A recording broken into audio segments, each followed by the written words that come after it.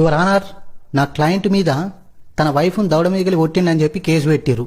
కానీ నిజమేంటిదంటే మా ఉన్నే ఆమె కడుపులో పిడిగిలి బట్టి కూతే 3 రోజుల దాకా సరకడ దావగలవండి. పొద్దుగల యాప్పులు వేసుకుని మా ఇంటికి వచ్చి ఏడ్చుకుంటా. ఆమె కొట్టింది అనడానికి నీ దగ్గర సాక్ష్యం ఉందా? నేనే ప్రత్యక్ష సాక్షిని సార్. నువ్వు గాడేం చెప్తున్నావయ్యా? బజ్జీలు తింటున్నా సార్. ఎప్పట్లెక్కనే ఆ రోజు కూడా నేను కోర్టు టైం అయిపోమని నల్ల బట్టలు తీసేసి సిలకపచ్చ కలర్ అంగేసుకుని పల్సర్ బండి మీద పోతున్నా సార్. పోంగా మధ్యలో రోడ్డు మీద ఒక పిల్లని చూసిన. వంకాయ పువ్వు కలర్ డ్రెస్సులా, రౌండ్ ఫేసు, కొచ్చ ముక్కు, చిన్న మూతి, బాల్ కటింగ్ హెయిర్ స్టైల్. ఏముంది సార్ పిల్ల? సరే సార్. ఇక గంత మంచి పిల్ల నాకెందుకు పడతా అని చెప్పి సీదా బజ్జీల బండి కడిపోయినా సార్. వీళ్ళు పిల్లమ్మ కూడా ఆనే ఉన్నారు.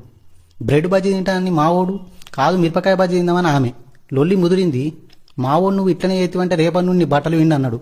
గంతే పిడికిలి వట్టి కడుపులో గుత్తే గెక్కుమన్నాడు సార్. గంత జరుగుతుంటే నువ్వేం చేస్తున్నావయ్యా? నేను బ్రెడ్ బజ్జీ తింటున్నా సార్. అసలు ఈ బ్రెడ్ బజ్జీ ఏంది అయ్యా? బ్రెడ్ బజ్జీ ఎలా సార్ మీకు?